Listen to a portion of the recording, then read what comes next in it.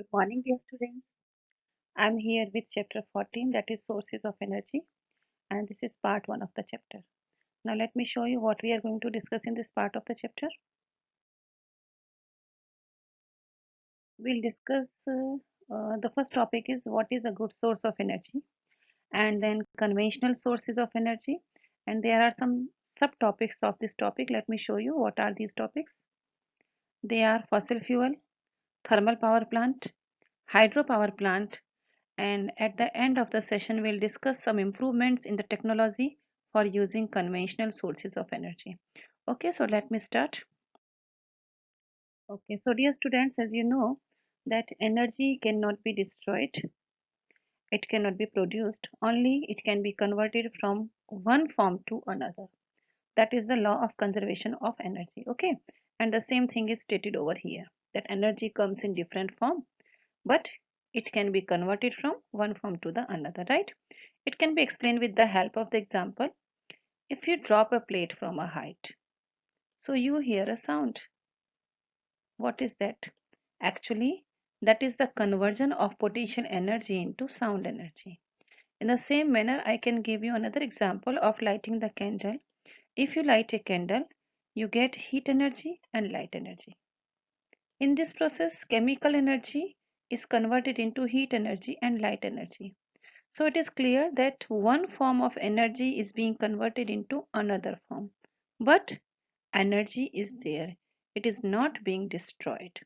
So in any physical or chemical process, the total energy remains same. I think this statement is clear with these examples. So now let me move forward. Okay. Uh, at first, let me tell you what is the source of energy. A source of energy is that resource which can provide adequate useful energy at a steady rate over a long period of time. That is a source of energy. Now I'll be telling you what is a good source of energy, right? So these are the characteristics of good source of energy. A good source of energy is that provides a desired quality of energy. If it is easily available, we'll consider it a good source of energy. If it is present in abundant quantity, then it is called a good source of energy. It should be accessible with available techniques. It should be very convenient and comfortable to use. It should be non-pollutant. It should work very fast. And at the same time, it should not be too much expensive. Okay. And if it is easy to store, then it is in the category of a good source of energy. It should be easily transportable, and if possible, it should be reusable. So these all are the characteristics of a good source of energy. Now here are some questions. Let me answer these questions for you. The first question is, what is a good source of energy? As I discussed in previous slides, that a good source of energy is economical, easy to store, easy to transport, easily available, and its calorific value should be high. Then only we will consider it as a good source of energy. Okay. The second question is, what is a good fuel?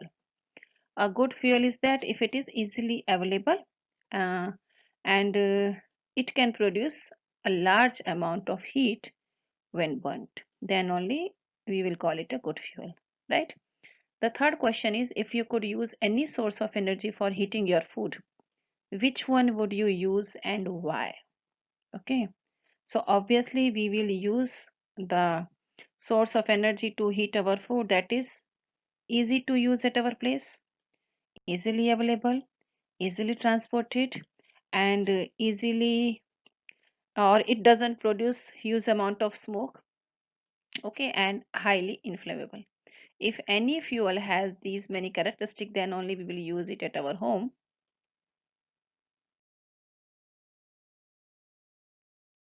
Next topic is conventional sources of energy, and then I will shift to fossil fuel. In ancient time, you all know that the wood was the most common source of heat energy. People used to use wood in their homes for getting heat for various activities. At that time, they were using the energy associated with flowing water and wind also to do some their household work and some other activities.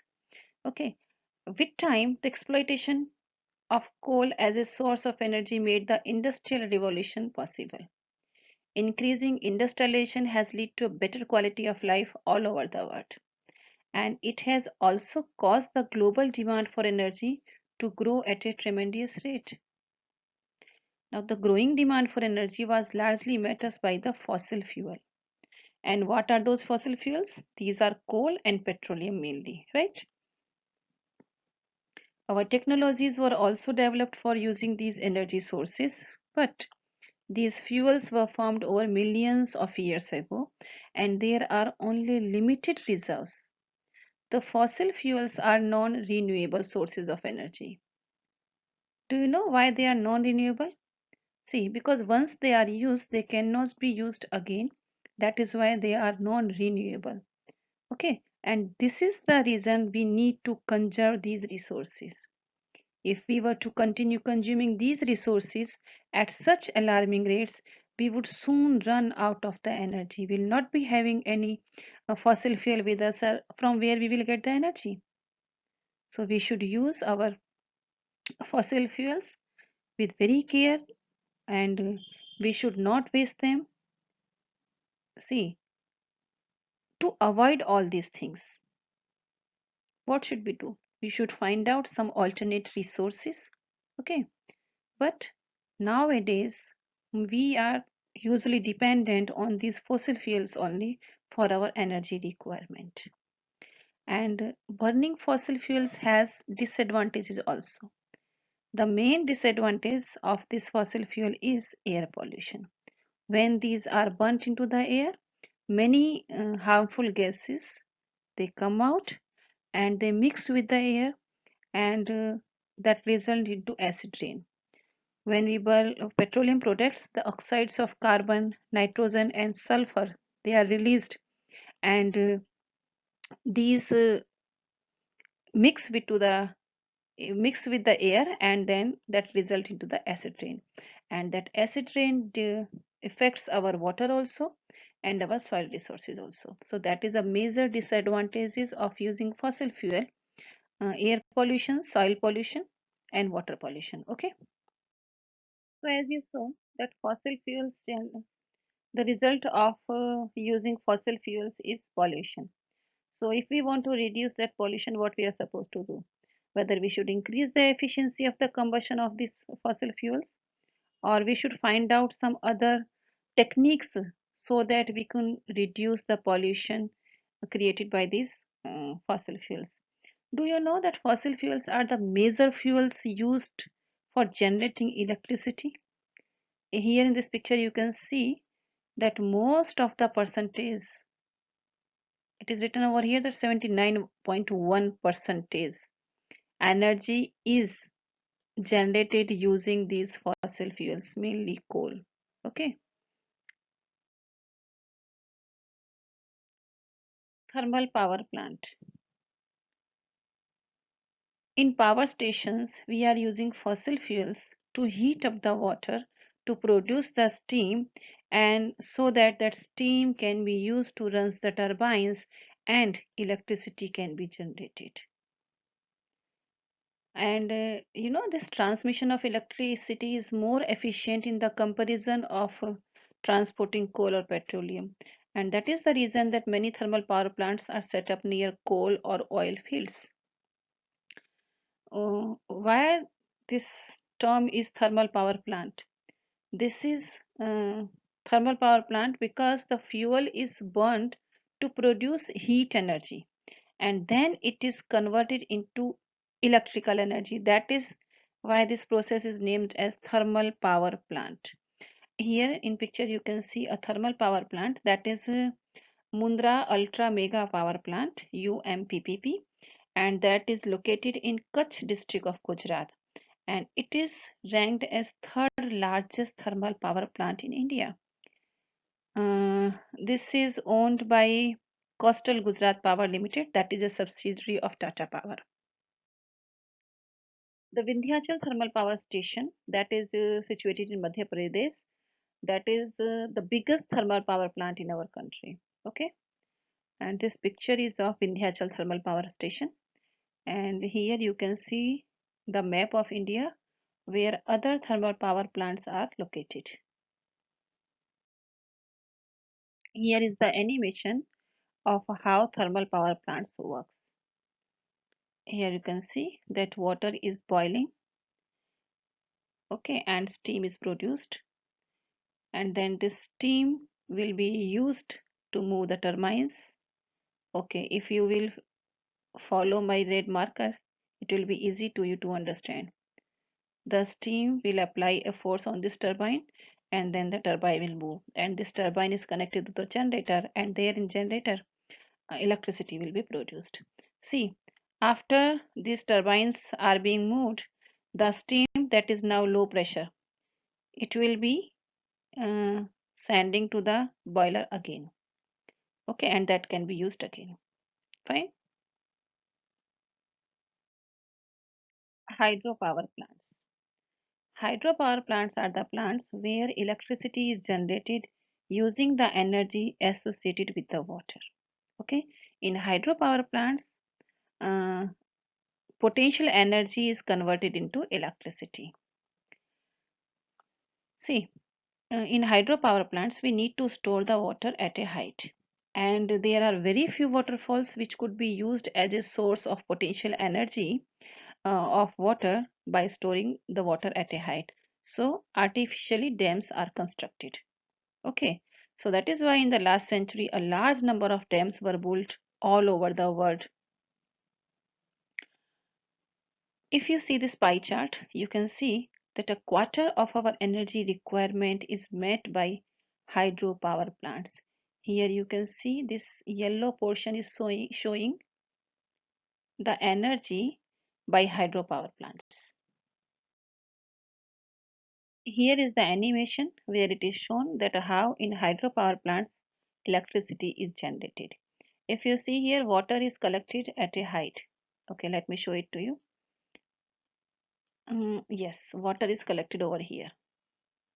Okay, and then this water will be taken with the help of the pipes, and then it will be used to move turbines.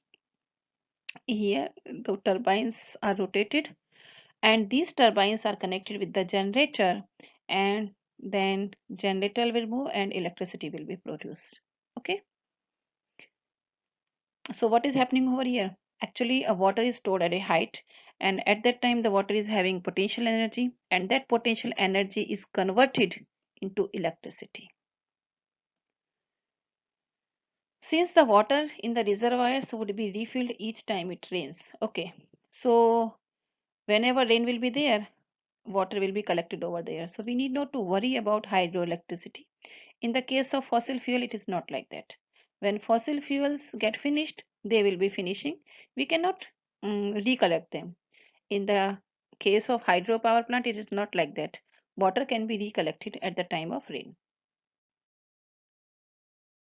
So you can see that hydropower plant are having so many advantages, but constructing big dam on the other hand is a problem also.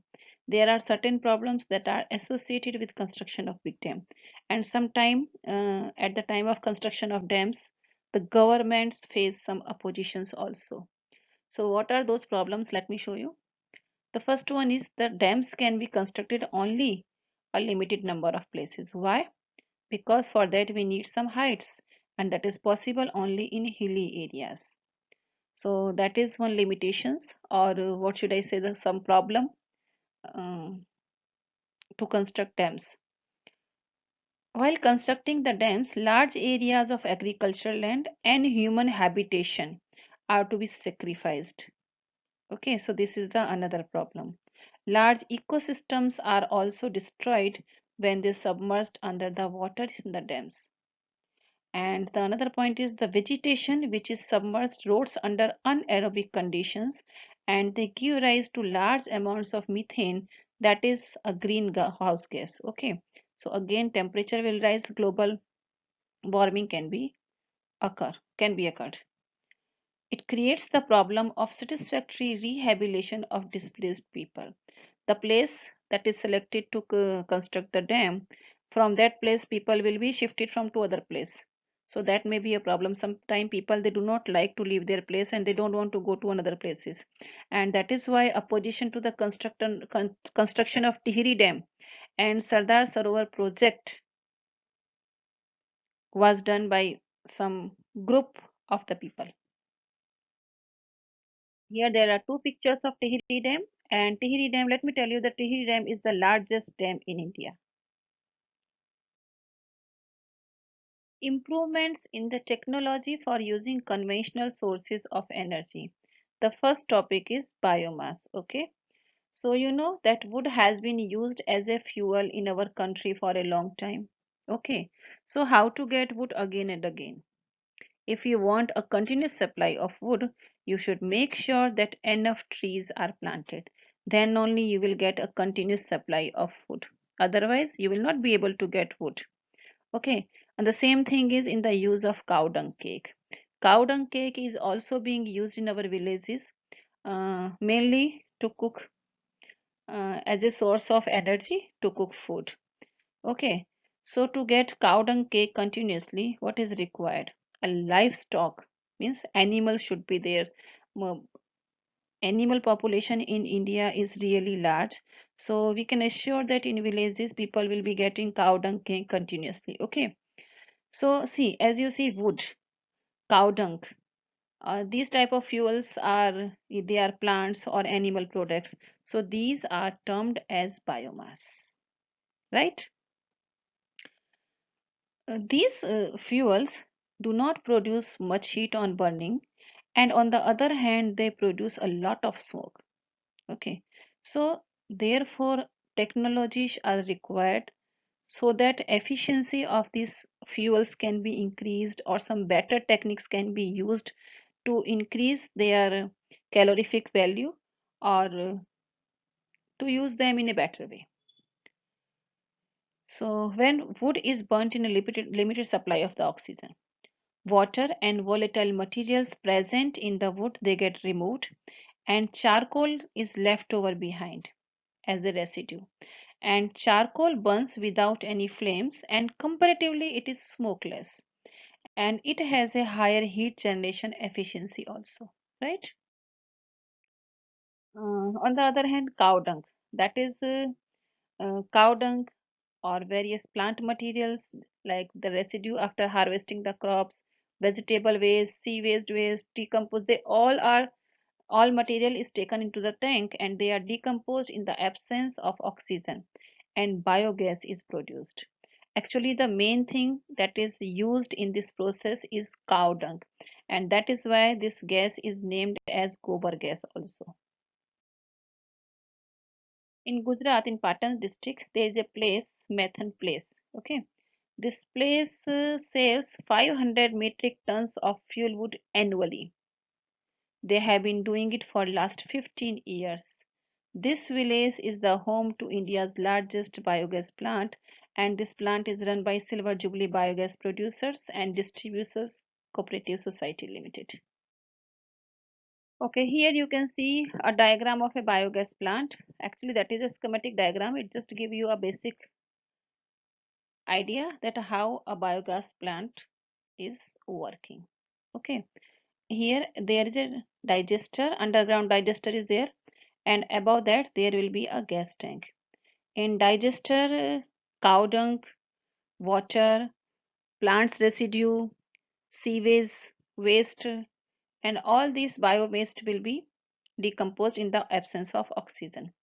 Some anaerobic microorganisms will help the process of decomposition, and after decomposition of all these materials, a gas will be produced. That gas is named as biogas, and in that gas, actually methane, carbon dioxide, hydrogen, and hydrogen sulfide will be there. And after that, this biogas will be taken to the another tank, and from there it will be distributed to the people, right? So actually biogas is an excellent fuel. Why? Because it contains up to 75% methane, and methane is a very good fuel. And this biogas burns without any smoke. It leaves no residue like ash in wood and charcoal and coal burning. The heating capacity of biogas is also very high, and At the same time, biogas can be used for lighting also. So biogas is an excellent fuel. One more benefit of producing biogas is the slurry left behind. See, biogas is distributed to the people, they are using that, but the material that is left behind, that is a very good manure, and it can be used by farmers in their fields because it is rich in nitrogen and phosphorus. Okay, so biogas is a very good and very efficient fuel, and the large scale utilization of bio-waste and sewage material provide us a safe and efficient method of waste disposal besides supplying energy and manure, right? Wind energy, that is the another form of the energy. Wind energy is the energy that is associated with the wind when it blows, and that you know that unequal heating of the landmass and water bodies by solar radiation generates air movement, and that causes wind to blow, and with this wind kinetic energy is associated, and this kinetic energy is used to generate electricity. Okay, in earlier time this kinetic energy was used to do mechanical works, but nowadays this energy is being used to generate electricity.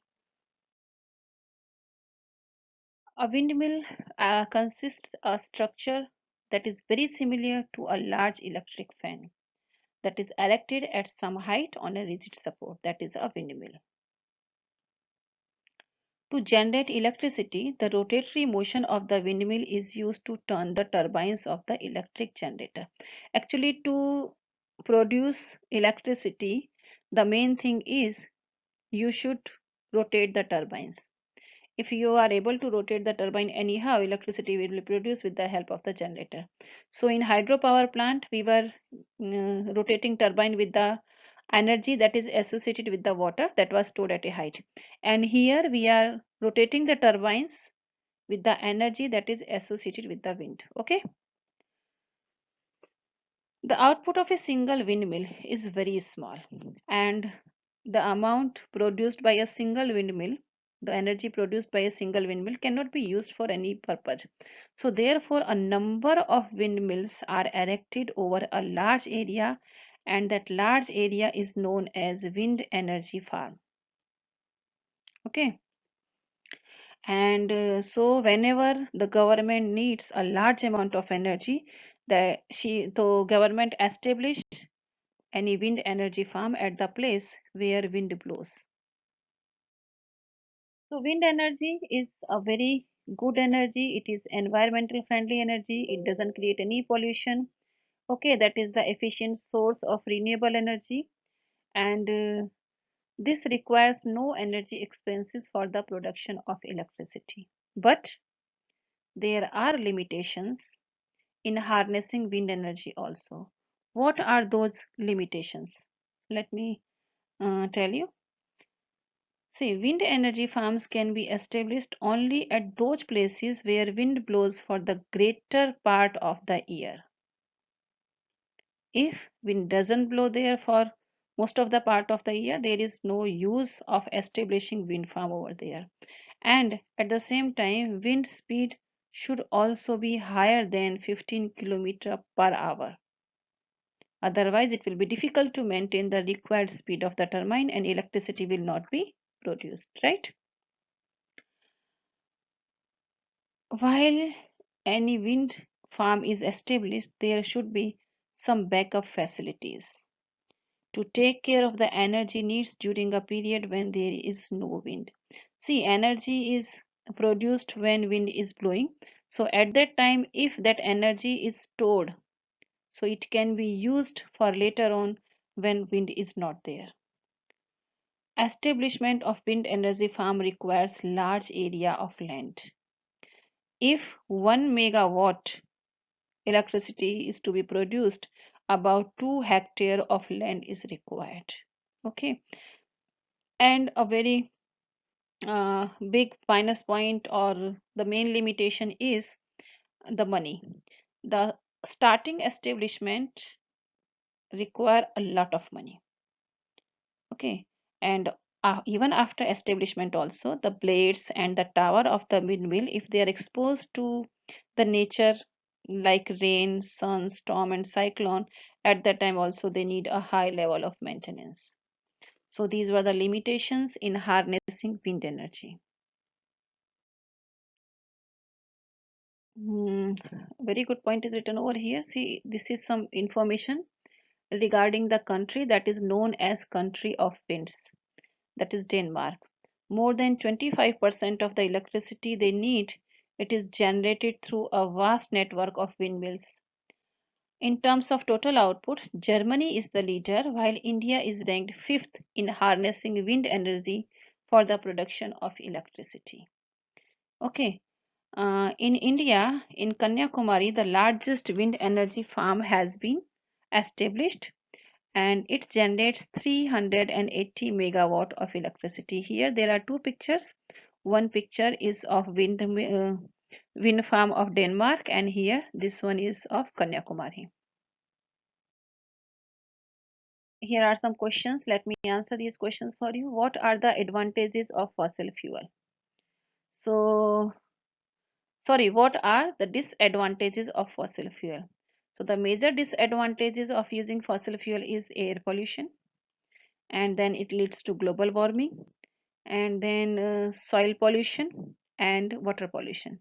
So, these are the main disadvantages of fossil fuel. The second question is, why are we looking at alternate sources of energy? See, we are looking at alternate sources of energy because one day fossil fuel will get exhausted. So there will not be any fuel to use. So that is why we are looking for alternate sources of energy, right? The next question is, how has the traditional use of wind and water energy been modified for our convenience? See, the kind energy associated with the wind is trapped and converted into electricity.